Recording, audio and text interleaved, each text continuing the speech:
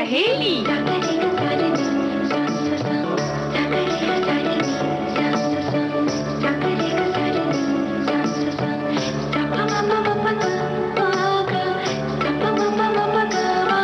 सखी सहेली।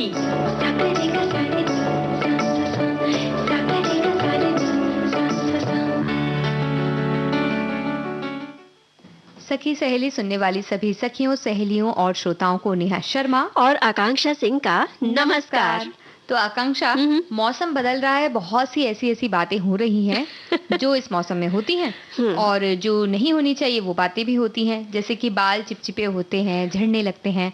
तो इन सब से कैसे बचा जाए कि आज हम बताने वाले हैं। हाँ, ये बारिश के दिनों में बालों की क्या खास देखभाल की जाए, है ना? साथ ही साथ नेहा, आज धारावाहिक चित्रलेखा की अगली कड़ी भी हम सुनेंगे। ये कड़ी भी सुनेंगे और सबको इसका इंतजार रहता है। बहुत ही अच्छी धारावाहिक हम सभी सुनते हैं साथ में। और सखी विशेष में आज हम बात करने वाले हैं महिला लॉन बॉल टीम, जो अभी हाल ही में स्वर्ण पदक जीत कर आई है, उनके बारे में हम बात करने वाले हैं आज। और आज एक बहुत खास दिन भी है। आज है भारत छोड़ो आंदोलन दिवस। बिल्कुल, तो इस पर भी हम बात करने वाले हैं। हमारे सभी जो स्वतंत्रता आंदोलन जो है, इसमें भारत छोड़ो आंदोलन का बड़ा महत्व है। बिल्कुल। और इस आंदोलन को राष्ट्रपिता महात्मा गांधी ने 8 अगस्त 1942 को शुरू किया था। तो इसके विषय में एक मत है, क्या कह सकते हैं इसे, बहुत से लोग 9 अगस्त को भी मनाते हैं, क्योंकि 8 अगस्त 1947 को तो ये मुंबई अधिवेशन में इसका प्रस्ताव पारित हुआ था और 9 अगस्त को पूरे देश में करो या मरो के नारे के साथ ये आंदोलन शुरू हुआ। बिल्कुल सही बात कही तुमने नेहा। और मुंबई के ग्वालियर टैंक मैदान में ये आह्वान किया गया था, इसीलिए इस मैदान को अगस्त क्रांति मैदान के नाम से भी जाना जाता है। और ये जो आंदोलन है, इसे अगस्त क्रांति के रूप के नाम से भी जाना जाता है। बिल्कुल। और आज के इस दिन को महत्वपूर्ण इसलिए माना जाता है क्योंकि एक तरह से ये सीधे तौर से ब्रिटिश शासन के खिलाफ एक क्रांति का अभियान था। और इसके बाद से ही लोगों के बीच देश की स्वतंत्रता को पाने के लिए एक ललक सी भर गई थी। और इस आंदोलन के अंतर्गत लोगों के बीच हड़ताल, बहिष्कार और धरना जैसे प्रदर्शन काफी बड़े पैमाने पर होने लगे। यहाँ तक कि महात्मा गांधी जी को पुणे के आगा खान पैलेस में कैद कर दिया गया और कई बड़े नेताओं को, जो उस वक्त स्वतंत्रता प्राप्ति की बात करते थे, आंदोलन के अग्रणी थे, उन्हें भी गिरफ्तार कर लिया गया था। जी, और इस आंदोलन से कई बड़े नेताओं का उदय हुआ, एकता और भाईचारे की भावना का भी उदय हुआ। और इस आंदोलन के बाद भी लोगों को कई तरह से आंदोलन में जुड़ना पड़ा और कुछ बाद हमने आजादी का स्वाद चखा। बिल्कुल। भारत छोड़ो आंदोलन देश के महत्वपूर्ण आंदोलनों में से एक है और इसके जरिए ब्रिटिश शासन को ये बताया गया कि उनके दिन अब भारत में लद गए हैं।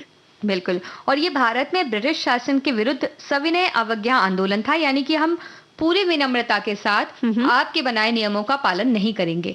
ये एक अलग ही तरह का एक अपने आप में आंदोलन था। और इस आंदोलन ने युवाओं पर बड़ा असर डाला और वो सीधे तौर से इस आंदोलन का हिस्सा बनते गए।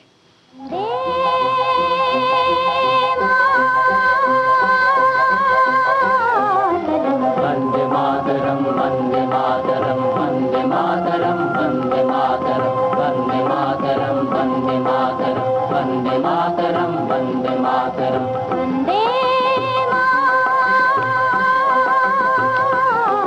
वंदे मातरम, वंदे मातरम, वंदे मातरम, वंदे मातरम, वंदे मातरम, सुजलाम सुफलाम मलयज शितलाम शस्य श्यामलाम मातरम वंदे, सुजलाम सुफलाम मलयज शितलाम शस्य श्यामलाम मातरम वंदे,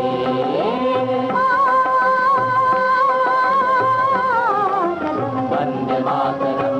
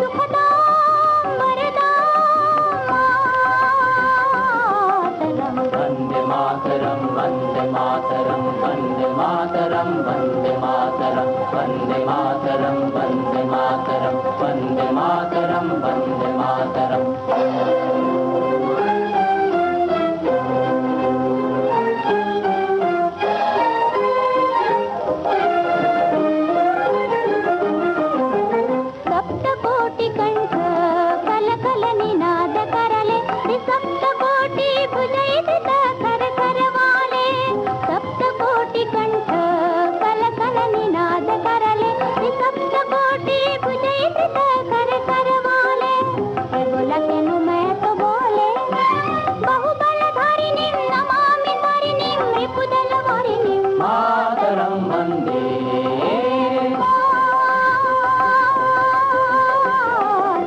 वन्दे मातरं वन्दे मातरं वन्दे मातरं वन्दे मातरं वन्दे मातरं वन्दे मातरं वन्दे मातरं वन्दे मातरं वन्दे मातरं वन्दे मातरं वन्दे मातरं वन्दे मातरं वन्दे मातरं वन्दे मातरं वन्दे मातरं वन्दे मातरं वन्दे मातरं वन्दे मातरं। और आकांक्षा, भारत माँ के का जो मस्तक है गर्व से ऊंचा कर रहे हैं। कॉमनवेल्थ गेम में जो हमारे सब खिलाड़ी गए हुए हैं जी, वो भी पूरी बिल्कुल। तरह से जी जान लगा रहे हैं। बहुत अच्छा प्रदर्शन कर हाँ, रहे हैं। शानदार प्रदर्शन भारतीय खिलाड़ियों का और पूरे विविध भारती परिवार की ओर से उन्हें शुभकामनाएं और बधाई प्रेषित करते हैं। बिल्कुल। और ऐसी ही एक टीम की बात भी आज हम करने वाले हैं जो स्वर्ण पदक लेकर आई हैं। और कॉमनवेल्थ गेम में हाल ही में भारत की 4 महिला खिलाड़ियों ने एक कम चर्चित खेल, या हम कह सकते हैं इसके नाम हमने बहुत ज्यादा नहीं सुना था पहले, बिल्कुल। लॉन बॉल में ये गेम है जिसमें उन्होंने न सिर्फ अपनी पहचान बनाई बल्कि देश के लिए स्वर्ण पदक जीत लाई हैं। और इसके बाद से ही इन महिला खिलाड़ियों को लेकर कई तरह की बातें हो रही हैं, क्योंकि इसके पहले देश में ना तो कोई इस खेल के बारे में ज्यादा जानता था और ना ही इन खिलाड़ियों को भी कोई जानता था। और तो हम आज इन्हीं 4 महिलाओं की जीत का जश्न मनाने के लिए आ गए हैं यहाँ पर। बिल्कुल, लेकिन नेहा पहले ये बता दें कि आखिर ये खेल जो है लॉन बॉल खेला किस तरह से जाता है। बिल्कुल। तो लॉन बॉल खेल में एक गेंद होती है जिसे जैक यानी लक्ष्य तक पहुंचाना होता है। जी। इसके लिए खिलाड़ी इस जैक की ओर गेंद को जमीन पर लुढ़काते हुए फेंकता है और जिसकी गेंद जैक के ज्यादा नजदीक होती है वो अंकों के आधार पर विजेता होता है। और इस खेल में रबर, लकड़ी या प्लास्टिक की बनी होती है ये जो गेंद होती है। जी। इसमें कुछ गेंद पूरी तरह गोल ना होकर 2 साइड वाली होती है और इस खेल को सिंगल, डबल और 4 खिलाड़ियों द्वारा खेला जाता है। बिल्कुल। और 22 सालों बाद इस खेल में भारत को पदक मिला है और वो भी स्वर्ण पदक। और ये पदक लाने वाली महिला टीम के सदस्य हैं लवली चौबे, रूपा रानी तिर्की, पिंकी और नैन मोनी साकिया। तो इनके बारे में आज जब हम बात कर रहे हैं आकांक्षा, तो एक गर्व तो होता ही है क्योंकि बहुत ही अच्छी एक शुरुआत कह सकते हैं, क्योंकि हमने इस बारे में सोचा नहीं कभी, या इस बारे में हम उतना ज्यादा नहीं जानते आमतौर पे। बिल्कुल। लेकिन फिर भी इस तरह से इन्होंने मतलब शुरुआत काफी अनसुना और एक तरह से कहे ना अनछुआ खेल है ये। खासकर अगर भारतीय और भारतीय खिलाड़ियों भारतीय खेलों की बात करें तो जी, भारतीय पुरुष खिलाड़ी इसमें जाते रहे हैं, लेकिन फिर भी ये एक नाम उतना नहीं कमाया जा सका है अब तक जो इन्होंने अभी कमाकर वो लेके आई हैं। लवली चौबे और रूपा रानी की अगर हम बात करें तो दोनों ही झारखंड से आती हैं और बचपन से ही खेल की शौकीन थी लवली, जो कि एक धाविका थी और लॉन्ग जंपर भी थी। लेकिन ट्रेनिंग के दौरान उन्हें चोट लग गई और उन्हें खेल छोड़ना पड़ा। वो निराश तो थी लेकिन उन्होंने हिम्मत नहीं हारी और लॉन बॉल में अपना हाथ आजमाया। क्या बात है। और जब साल 2008 में उन्हें एक राष्ट्रीय प्रतियोगिता में इनाम मिला तो उन्हें लगा कि वो इसे जारी रख सकती हैं। जी। पिछले कॉमनवेल्थ गेम में वो 1 अंक से चूक गई थी, लेकिन इस बार उन्होंने वो कमी पूरी कर दी। वो झारखंड में पुलिस हैं। और बात करें रूपा रानी तिर्की की तो वो रामगढ़ की जिला खेल पदाधिकारी हैं। उनका जन्म रांची में हुआ है और वो पहले भी लॉन बॉल में ऑस्ट्रेलिया में भारत का प्रतिनिधित्व कर चुकी हैं। लेकिन इस साल अपनी साथी महिला खिलाड़ियों के साथ उन्होंने इतिहास रचा। बिल्कुल। और वो कहती है कि झारखंड का नाम भी हमने देश में रोशन कर दिया है। हाँ।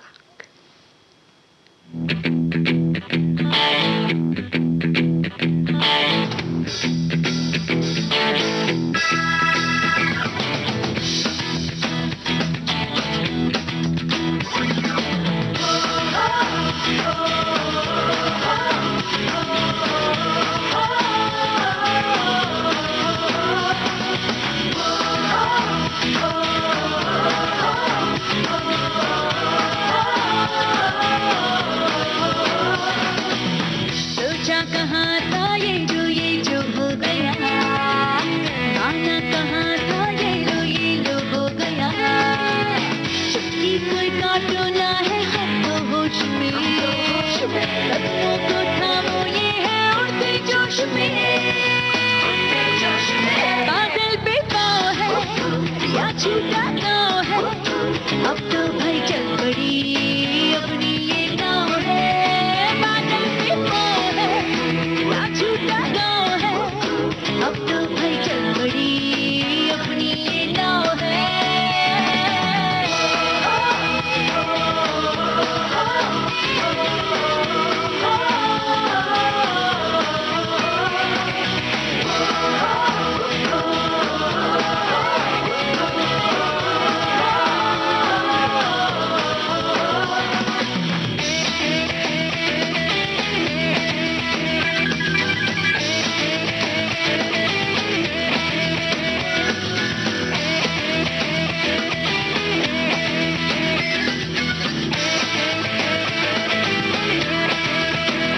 चल पड़ी है हम सफर, अजनबी तो है डगर, लगता हमको मगर कुछ कर देंगे हम मगर, ख्वाब में जो दिखा पर था छिपा बस जाएगा वो नगर।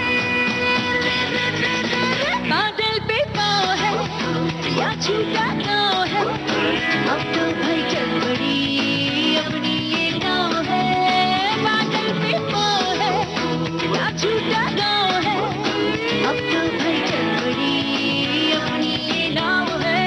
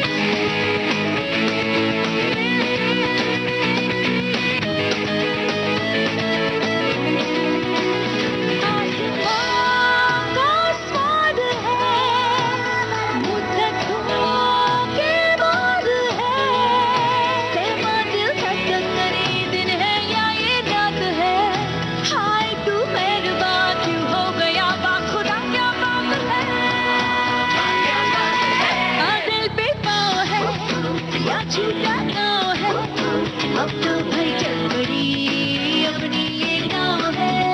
बादल पे पाँव है या छूटा गाँव है, अब तो भाई चल पड़ी अपनी ये नाव है।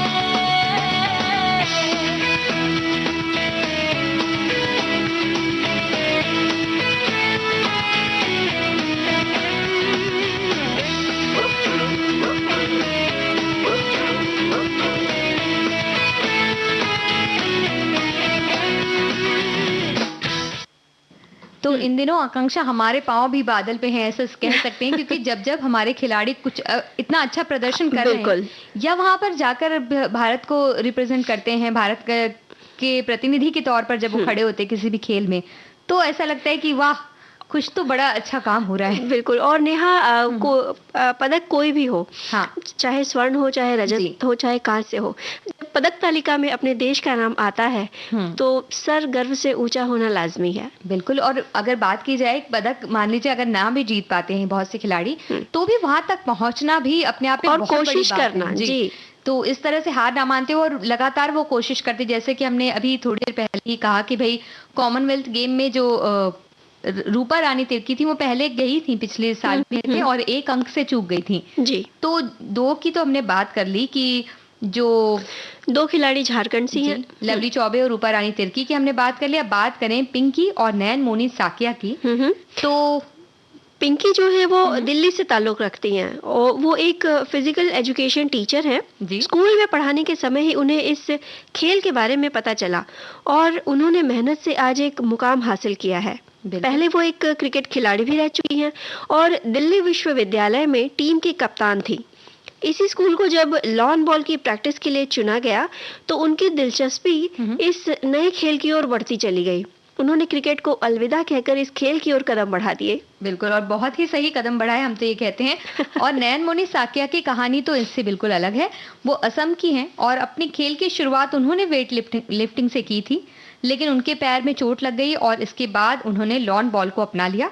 असम के फॉरेस्ट डिपार्टमेंट में वो कार्यरत हैं और उन्होंने 2007 में लॉन बॉल को चुना और आज वो देश में एक जाना माना नाम बन गई हैं।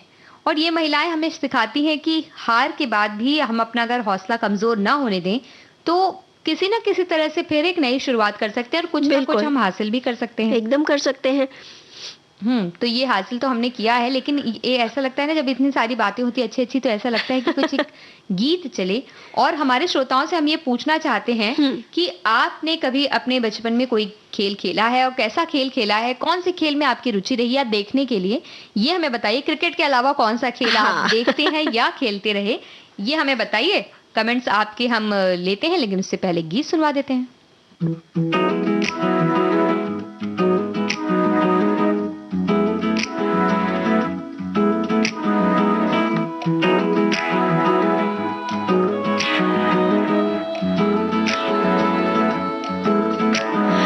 रंग बदल बदल के क्यों चहक रहे हैं दिन दोपहरिया, मैं जानू ना जानू ना जानू ना जानू ना क्यों खुदक खुदक के धड़कनों की चल रही की लहरिया, मैं जानू ना जानू ना जानू ना जानू ना रंग बदल बदल के क्यों चहक रहे हैं दिन दोपहरिया, मैं जानू ना जानू ना जानू ना जानू ना क्यों खुदक खुदक के धड़कनों की चल रही की लहरिया, मैं जानू ना क्यों जरा सा मौसम सरफिरा है या मेरा मूड मस्खरा है,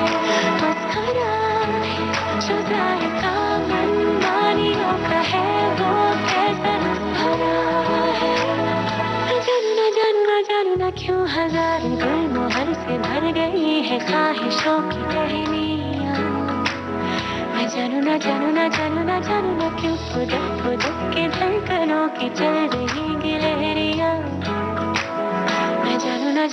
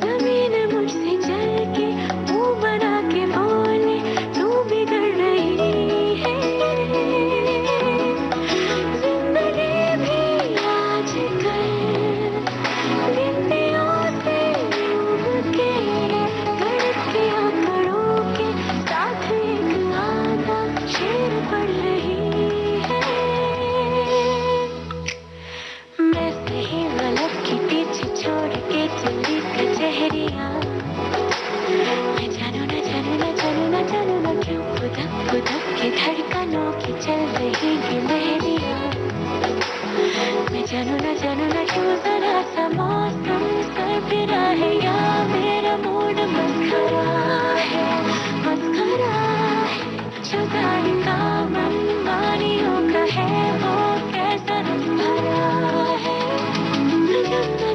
जानू ना क्यों हजार गुलमोहर से भर गई है ख्वाहिशों की टहनियाँ, मैं जानू ना क्यों खुदक खुदक के धड़कनों की चल रही गिलहरियाँ, मैं जानू ना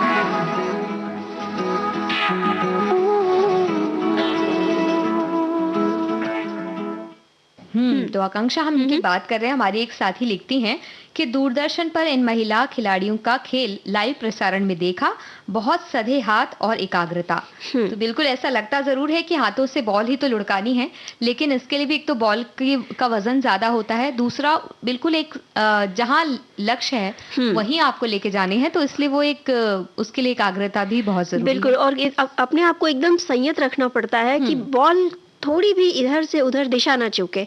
और हमारे कई सखियों ने, श्रोताओं ने भारतीय टीम को भारतीय खिलाड़ियों को बधाइयां भी दी हैं और शुभकामनाएं भी दी हैं। बिल्कुल, आपके माध्यम से तो हम ये बधाइयाँ उन तक पहुँचा रहे हैं, आपकी बधाइयाँ भी, और आपके माध्यम से हम भी एक बार फिर से उन सभी को बधाई देना चाहते हैं। हमारे एक साथी लिखते हैं कि आज मात्र 9 रन से स्वर्ण पदक से चूक गई भारत की महिला टीम, पर यहाँ तक पहुँच गई ये भी कुछ कम तो नहीं। तो ये जो एक पंक्ति इन्होंने लिखी ना कि यहाँ तक पहुँच गई ये भी कुछ कम नहीं, ये बिल्कुल सही बात है। वहां तक पहुँचना भी अपने आप में एक विजेता होने की बात होती है। बिल्कुल। और हमने जब जो प्रश्न किया था ना नेहा कि कौन से खेल, तो कई श्रोताओं ने हमें उत्तर भी दिया है। वाह। हमारी एक सखी कह रही है कि कबड्डी, बैडमिंटन, टेनिकोइट, रिंग, इन खेलों को खेला भी है और स्कूल के खेल में भाग भी लिया है। तो ये तो बड़ी अच्छी बात इन्होंने बताई है। एक कुछ एक आध जो खेल है वो थोड़े नए से लग रहे हैं हमें, हमने तो उससे नहीं खेला है।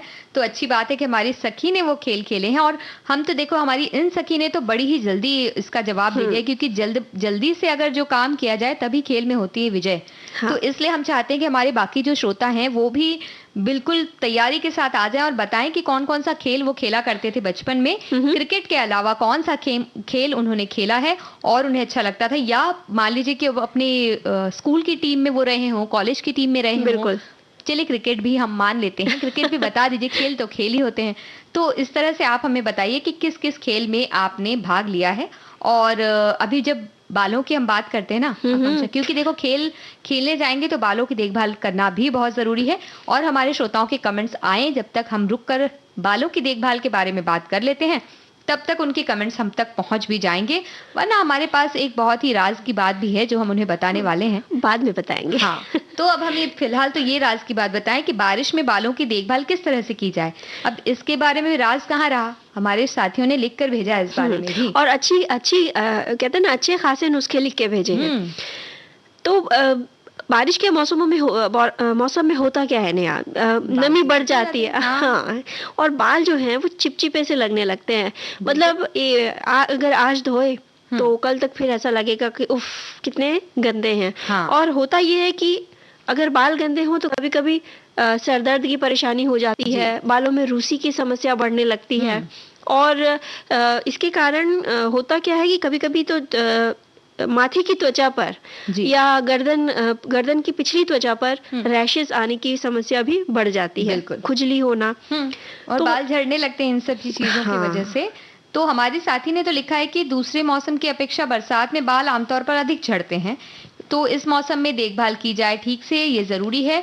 और इसके लिए सप्ताह में कम से कम एक बार बालों की जड़ों में गुनगुने तेल की मसाज देनी चाहिए, इससे बालों में नमी बनी रहती है। बारिश में भीगने से बालों में नमी नहीं रहती, तो उन्हें अच्छे से शैम्पू करना चाहिए। मतलब भीग जाते हैं तो जब गीले होते हैं बाल तो अच्छे से शैम्पू करके धोना चाहिए, और गीले बालों में कभी भी कंघी नहीं करनी चाहिए, इससे बाल कमजोर होते हैं।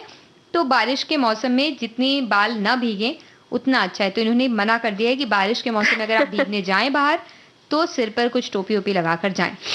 भाई अब बारिश के मौसम में अगर आप भीगे नहीं तो आपने बारिश का आनंद क्या लिया। तो इसका भी उपाय हमारे एक श्रोता लिख रहे हैं कि अगर आपको बारिश में भीगना पसंद या ऐसे भी बाल गीले हो गए हैं तो घर आकर उन्हें सुखाने से पहले शैम्पू कर ले। और बारिश में भीगने के बाद बाल जो हैं आपस में बहुत उलझ जाते हैं, साथ ही अपनी नमी जो है वो भी खो देते हैं। इसलिए पहले बालों को धोएं और फिर कंडीशनर करें। बाल शैम्पू करने के बाद बेहद नाजुक हो जाते हैं, इसलिए उन्हें तौलिया से रगड़कर सुखाने के बजाय हल्के हाथों से पोंछ दें और प्राकृतिक रूप से सूखने दें। इसके बाद ही बालों में कंघी करें। बिल्कुल। तो हमारे साथी कह रही हैं, एक हमारे साथी ने कहा है कि भाई जब आप नहाते हैं तो उसके पानी का टेम्परेचर भी लेना चाहिए, क्योंकि कई बार क्या होता है कि बहुत ज़्यादा हमारा टेम्परेचर बढ़ा होता है उसका, या एकदम गर्म पानी से बाल नहीं धोना चाहिए। और कई बार हम जब अलग अलग प्रोडक्ट्स इस्तेमाल करते हैं उसमें सल्फेट जैसे केमिकल्स मौजूद होते हैं जिससे भी बाल डैमेज हो जाते हैं। और इसके साथ साथ इन्होंने बहुत सारी बात कही है कि जैसे नेचुरल ऑयल्स हम जो करते हैं उससे पोर्स ब्लॉक हो जाते हैं। इस तरह से उन्होंने कहा कि बाल ड्राई हो जाते हैं हमारे, और इसलिए रोज नहीं धोना चाहिए, हर रोज धोने की बजाय 2-3 दिनों के बीच धोना चाहिए। और बालों को हमेशा ठंडे या गुनगुने पानी से धोइए और गर्म तेल से स्कैल्प की मसाज कीजिए और शैम्पू से धोइए। यानी कि जो बालों की त्वचा होती है बालों के भीतर खोपड़ी के पास, तो उसमें हमें करने चाहिए, तेल लगाना चाहिए थोड़ा गर्म करके, लेकिन ना कहते हैं कि बारिश के मौसम में अब ऐसे पूरा तेल लगाकर आपने छोड़ दिया तो भी बहुत तो भी परेशानी परेशानी होती है। तो इसलिए तेल लगाइए या तो रात में जब अगले दिन आपको सिर धोना है, या सिर धोने के 1 घंटे 2 घंटे पहले आप तेल लगा सकते हैं। तो जितना तेल उसे जरूरी है आपके सिर को वो सोख उतना ले लेता है। और अगर हम बात करें कि देखिए बहुत सारी बातें तो हमारे साथियों ने कह दी है कि बालों में तेल लगाने की सलाह तो हमने जैसे कहा कि तेल 2 घंटे पहले लगाइए या रात के पहले तेल लगाइए। बालों को गीला मत रखिए, बालों को हर 2 दिन में धोइए ताकि वो और अच्छी तरह से सुखाइए भी। बालों को बांध के रखने की सलाह भी दी जाती है बारिश के मौसम में, ताकि बारिश में बालों को सुरक्षित रखा जाए। बंधे रहेंगे और अगर आपने छाता लिया या ऐसा कुछ लिया, खुले बाल रहेंगे तो वो ज्यादा भीगेंगे। अगर आपने बाल बांध के रखे हैं तो उसके भीगने की संभावना भी कम हो जाएगी, और कम भीगेंगे तो परेशानियां नहीं होंगी। और लेकिन अगर भीग ही गए हैं तो उन्हें सुखाना बेहद जरूरी है। बिल्कुल।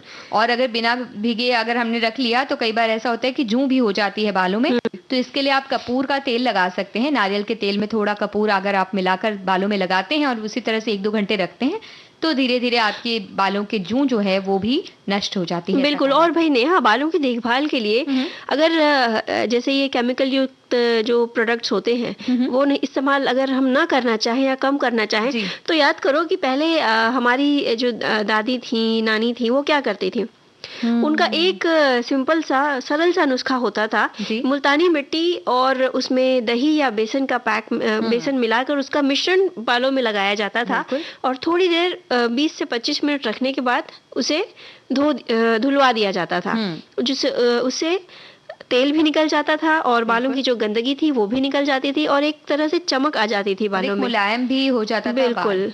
और इसके अलावा शिकाकाई था या रीठा था, भिगा के उससे भी बालों की सफाई होती थी। बिल्कुल। और उसी तरह से हम कई बार अलग अलग तरह के पैक भी लगाते हैं, जैसे कि दही और नींबू मिलाकर भी लगाते हैं। इससे भी रूसी चली जाती है, बाल लंबे और मुलायम होते हैं। इसके अलावा नीम के पत्तों का पेस्ट लगाने सलाह दी जाती है।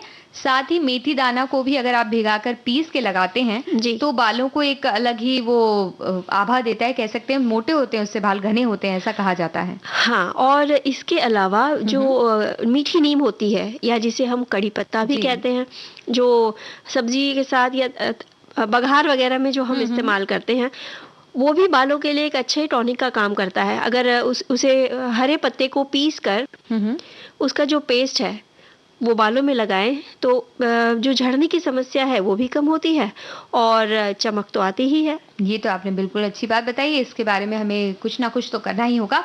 साथ ही अगर बालों की देखभाल करते हैं तो जरूरी तेल, कंडीशनर, ये सब तो हमने बालों में सब लगा लिया, लेकिन अगर अच्छा खाना खाएंगे आप, सलाद या हरे फल, माफ कीजिएगा, हरी सब्जियां और फल अगर आप खाते हैं तो भी आपका शरीर स्वस्थ रहेगा और उससे बाल भी स्वस्थ रहेंगे। तो पोषक आहार स्वस्थ बालों के लिए बेहद जरूरी है। बिल्कुल। और इतनी सारी बातों के बाद एक ब्रेक लेना भी बहुत जरूरी है।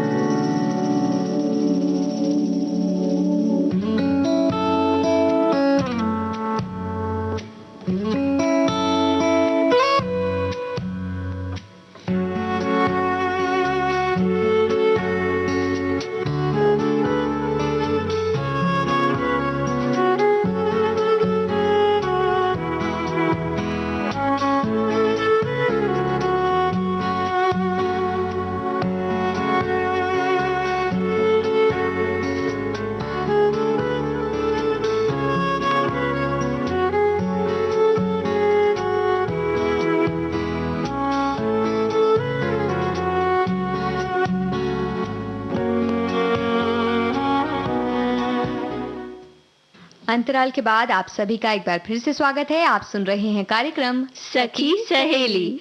तो सखी, हमने इतनी बातें तो कर ली हैं बालों से संबंधित। अब जब इतनी सारी जुल्फें जब हमारी अच्छी अच्छी हो जाएंगी तो हम क्या करेंगे?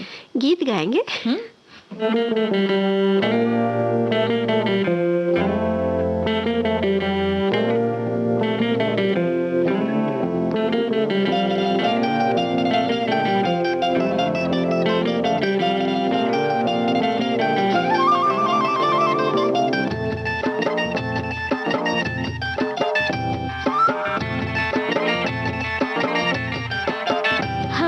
झोंके आज से रूठ गए, गुलों की शोखियां जो भंवरे आके लूट गए।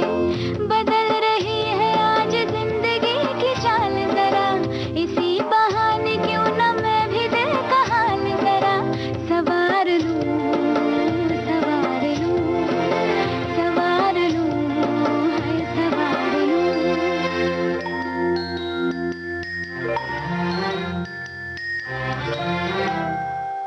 हवा के झोंके आज मौसमों से रूठ गए, गुलों की शोखियां जो भंवरे आके लूट गए।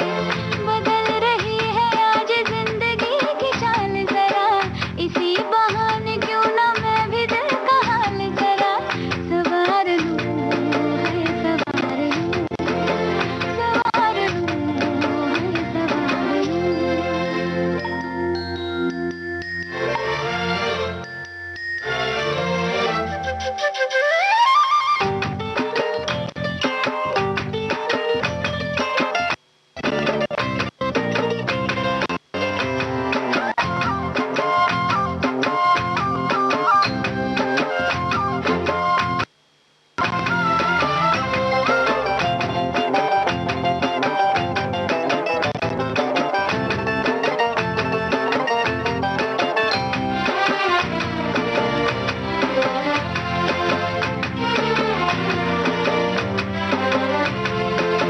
बरामदे पुराने हैं, नई सी धूप है, जो खटा रहा है किसका रूप है। शरारतें करे जो ऐसे भूल के हिजाब, कैसे उसको नाम से मैं पुकार लूं, सवार लूं, सवार लूं, सवार लूं, हाय सवार लूं।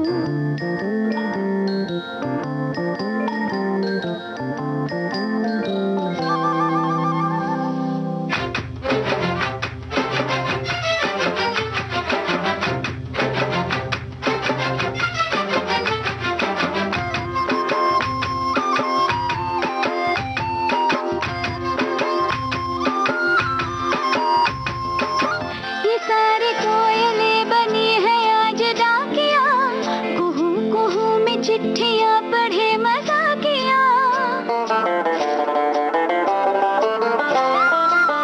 ये सारी कोयलें बनी है आज डाकिया, कुहू कुहू में चिट्ठियां पढ़े मजाकिया। इन्हें कहो कि ना छुपाए किसने है लिखा बताए, उसकी आज मैं नजर उतार लूं, सवार लूं, हाय सवार लूं, सवार लूं, सवार लूं।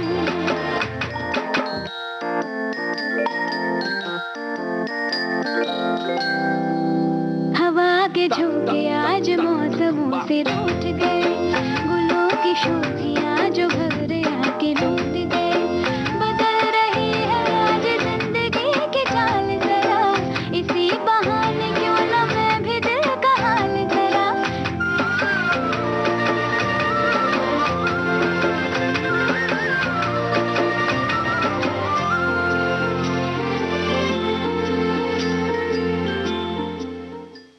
तो नेहा, ये जो जुल्फे घनी और चमकीली हुई हैं, तो उन्हें संवारना भी तो जरूरी है ना। बिल्कुल।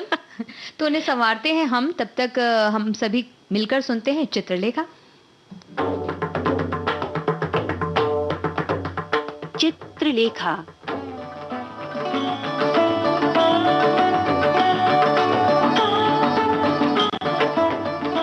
हिंदी के अमिट हस्ताक्षर भगवती चरण वर्मा की जगत प्रसिद्ध रचना चित्रलेखा।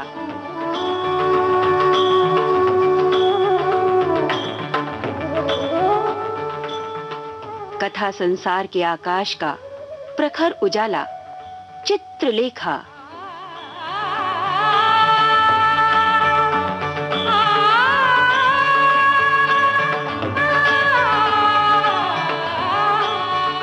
सत्रहवीं कड़ी के पूर्वार्ध में हमने पाया चित्रलेखा और बीजगुप्त के संबंधों में उठता हुआ ज्वार भाटा, और उत्तरार्ध में हमारा परिचय हुआ पाटलिपुत्र के आर्यश्रेष्ठ मृत्युंजय से, जिनकी पुत्री यशोधरा विवाह योग्य हो चली थी। आइए अब आगे पढ़ें।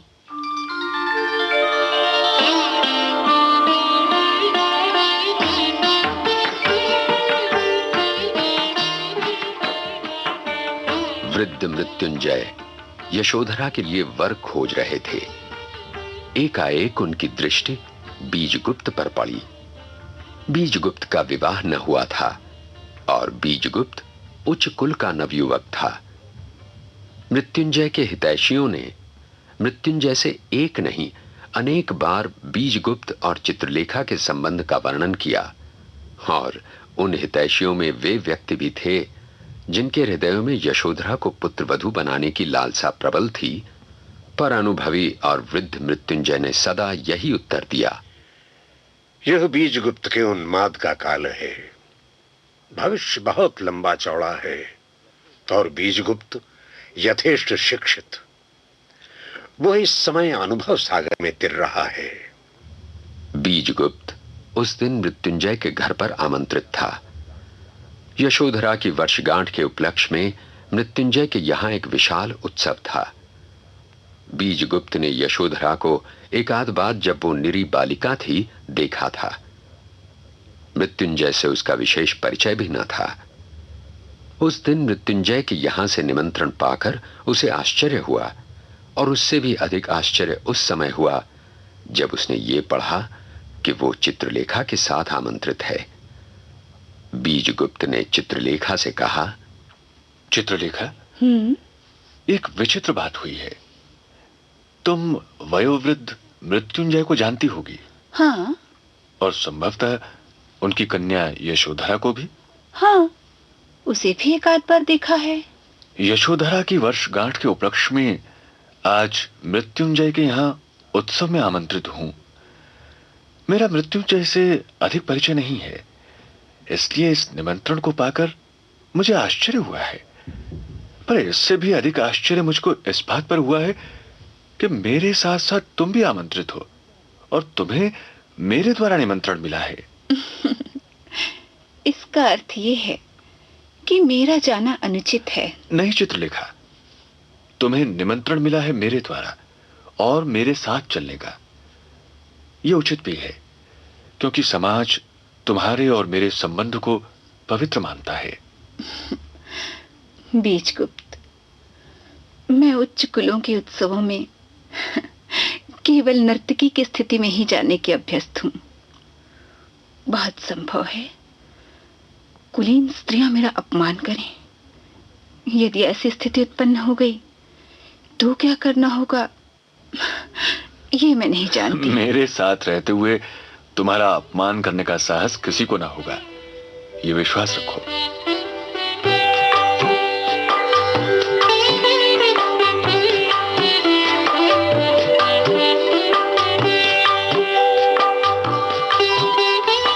निर्धारित समय पर आमंत्रित अतिथि मृत्युंजय के द्वार पर पहुंचे। प्रहरी ने बीजगुप्त के आने की सूचना दी। यशोधरा के साथ मृत्युंजय द्वार पर आया। मृत्युंजय ने बीजगुप्त का स्वागत किया और यशोधरा ने चित्रलेखा का।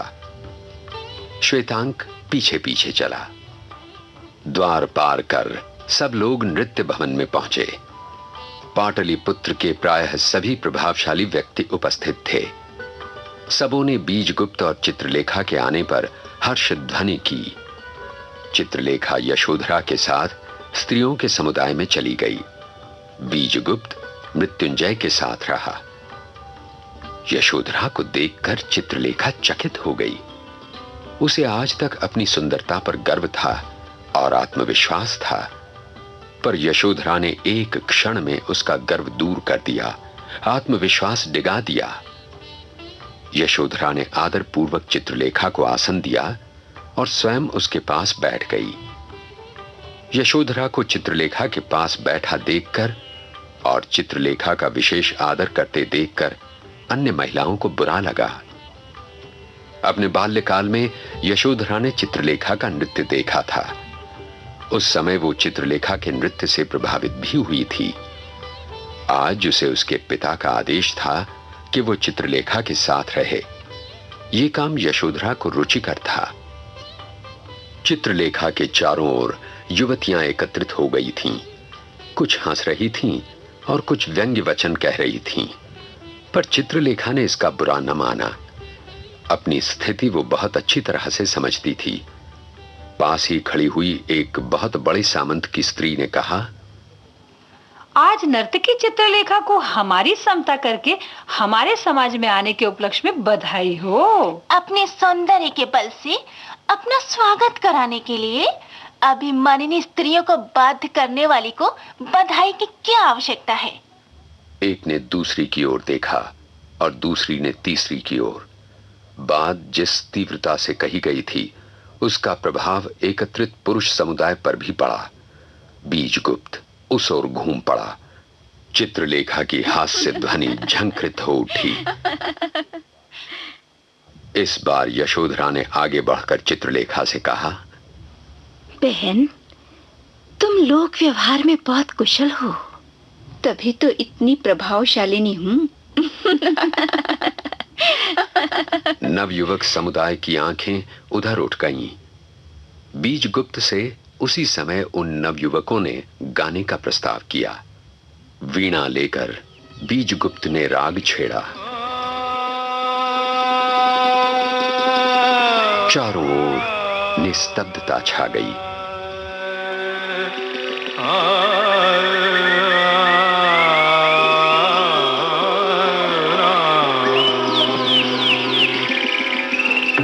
बसंत आई बन रूप बन तुम मिलिंद प्रफुल्लित सुगंध मंद पवन आवत मिलिंद मधुकर मधुर गुंजत ऋतु बसंत। स्त्री और पुरुष दोनों मंत्रमुग्ध से बीजगुप्त के गाने को सुन रहे थे। बीजगुप्त ने गाना समाप्त कर दिया। इसके बाद मृत्युंजय ने स्वयं वीणा लेकर यशोधरा की ओर संकेत किया। यशोधरा ने भी गाना आरंभ किया।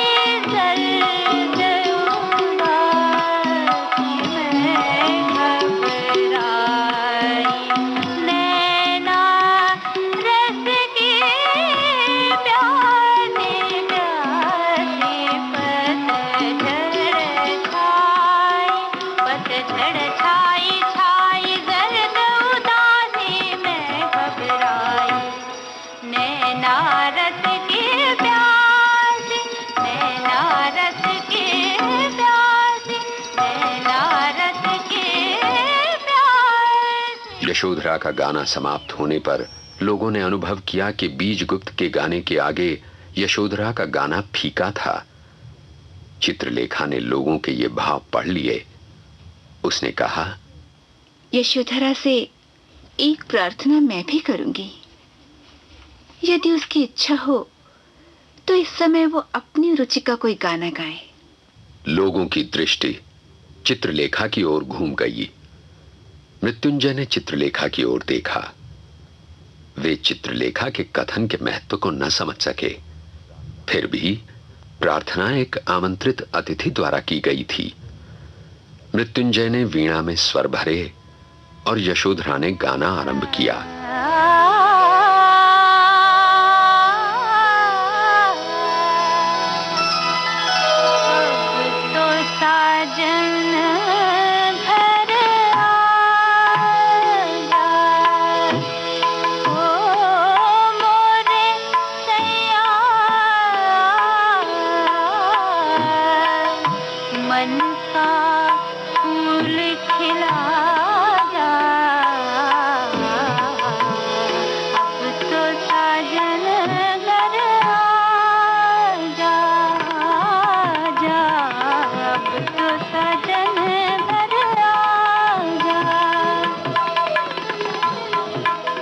इस बार यशोधरा ने सबको मुग्ध कर दिया।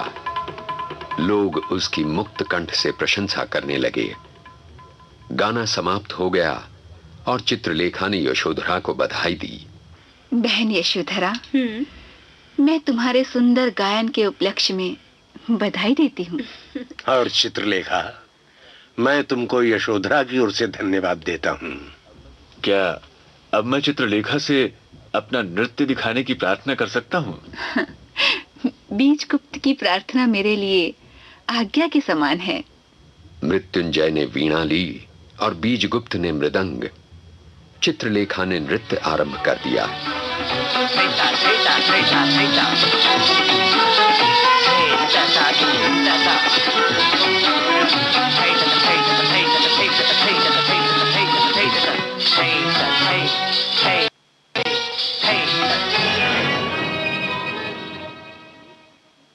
बीजगुप्त की प्रार्थना को आज्ञा कहने वाली चित्रलेखा शायद अपने प्रेमी के लिए जीवन भर नृत्य कर सकती थी, किंतु परिस्थितियों ने उसकी ऐसी भावना का आदर नहीं किया। चित्रलेखा ने किस बात को अपना अनादर माना, ये हम पढ़ेंगे अगले सप्ताह 19वीं कड़ी में।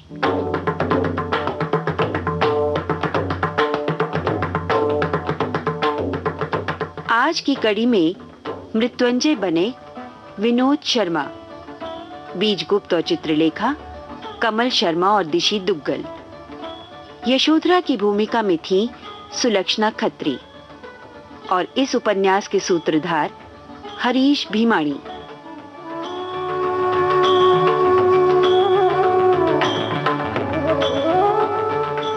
इस रेडियो पठन को श्रोताओं तक पहुंचाने में सहायक हैं राजेश मलिक तथा इस प्रसारण की परिकल्पना और प्रस्तुति विजय लक्ष्मी छाबड़ा और लोकेंद्र शर्मा।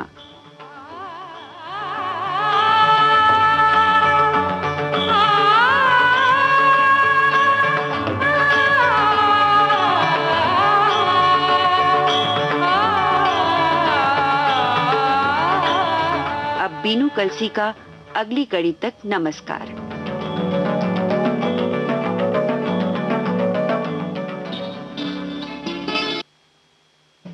आकांक्षा, ये चित्रलेखा का ऐसा लगता है ना कि अंक अंक में ना हो, एक साथ सारा सुना दिया जाए, कितना अच्छा लगे। भाई नेहा, सारी मिठाई एक ही साथ खा लेना चाहती हो? हमें समझ में आ गया है कि इंतजार का भी एक आनंद होता है, तो इंतजार किया जाए और फिलहाल गीत सुना जाए।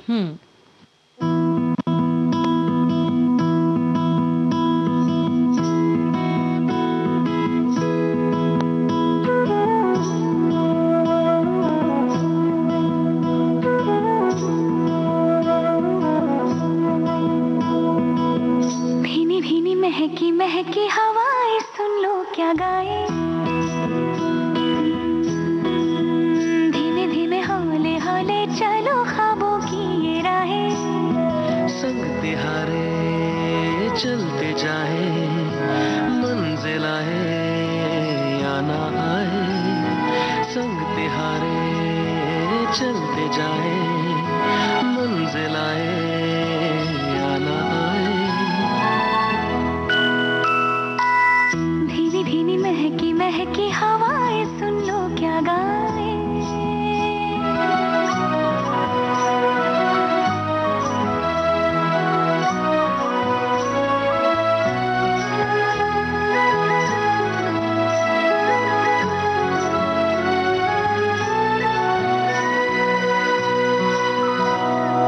सरसराए छू के जाए, बहती हवा को कोई थाम न पाए, इस सफर में दुख सुख सारे जिंदगी की गठरी में बांध के लाए, खुशियाँ आंसू सपने खोए बिछड़े अपने हम याद आए, भीनी भीनी महकी महकी हवाएं सुन लो क्या गाए, धीमे धीमे हौले हौले ख्वाबों की ये राहें।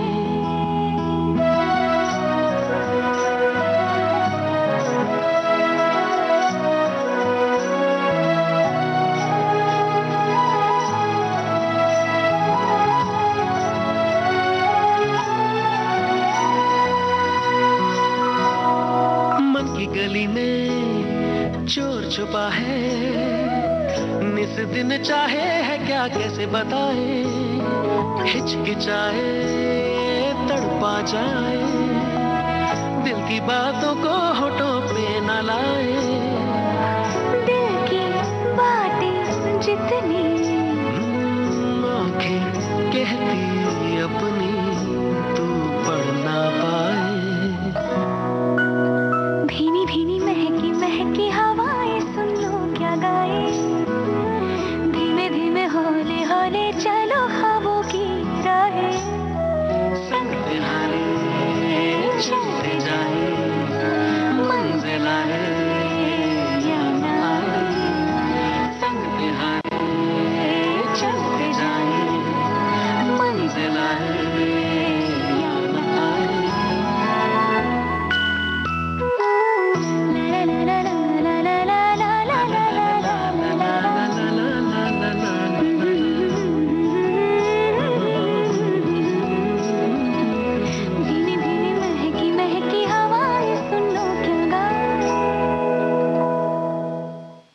आकांक्षा, हवाएं कभी गाती हैं, आपने ऐसा सुना है?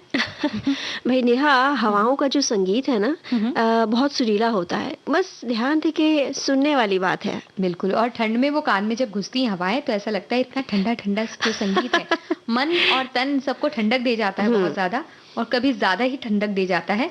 तो उस ठंडक से भी बचना बहुत जरूरी है अभी के मौसम में भी। बारिश में भी ठंडी ठंडी हवाएं चलती हैं। हाँ, और ये जो बारिश का ये जो मौसम है, जो हम बालों की देखभाल कर रहे थे की बात कर रहे थे, तो सखी एक कह रही है हमारी कि बारिश के दिनों में बाहर जाते समय बाल बांध कर जाएं, खासकर दुपहिया वाहनों पर। खुले बाल ज्यादा उलझ जाते हैं और बारिश में भीगे बाल सुलझाने की कोशिश ना करें, खुद से सूखने दें। बिल्कुल, तो बहुत ही अच्छी उपयोगी टिप्स इन्होंने दी हमें।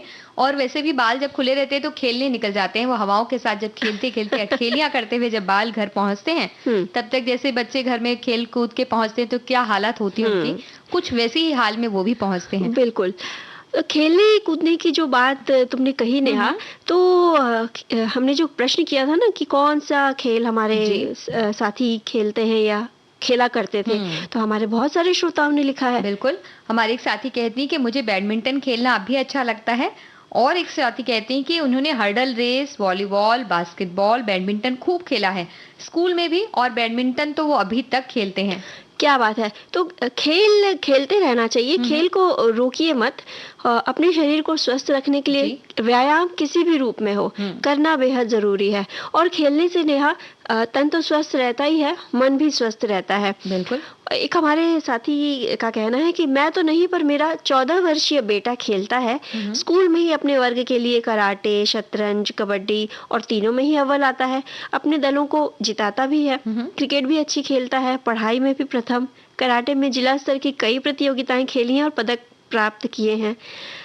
तो भाई इनके बेटे को शुभकामनाएं देते हैं और अच्छे भविष्य के लिए बधाई भी देते हैं। और हम तो कहते हैं कि वो भी थोड़ा बहुत खेलें उनके साथ में, ताकि धीरे धीरे उन्हें भी बड़ा आनंद आए, और बेटी को भी आनंद आएगा जब उनके पिता या उनके परिवार के सदस्य जब साथ में खेलते हैं तो भी आनंद आता है, थोड़ा बहुत सिखाने मिलता है उन्हें। और हमारे एक साथी कह रहे हैं कि बस स्टेपो उनका पसंदीदा खेल था और हम बचपन में घंटों खेलते रहते थे।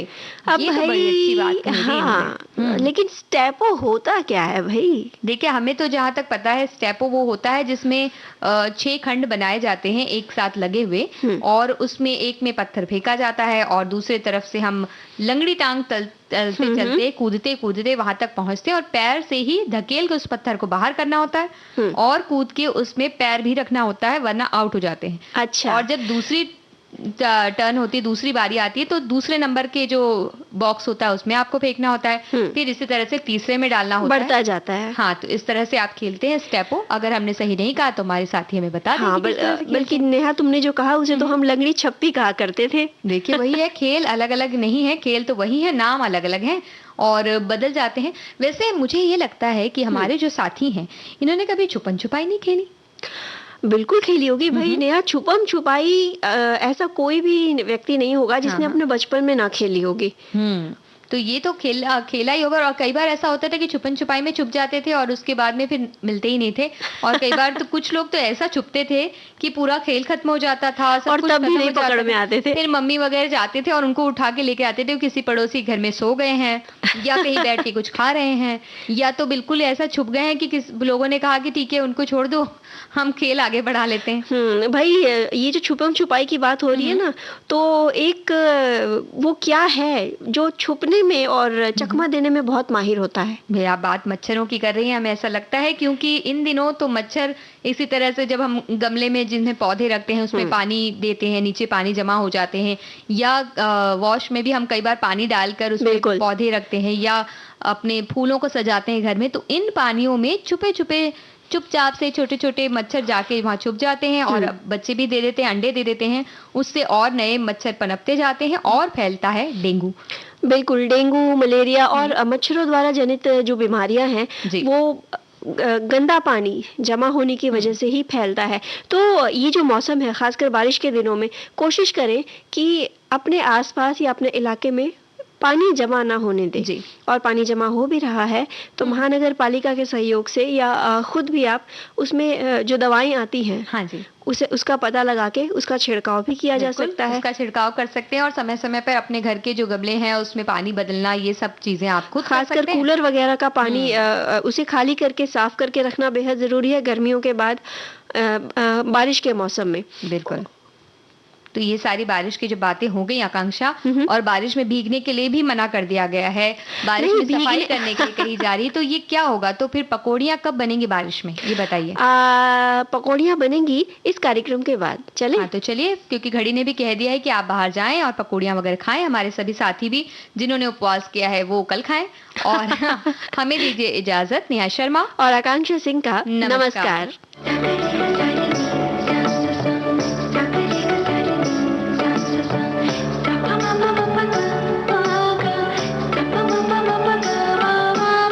सखी सहेली।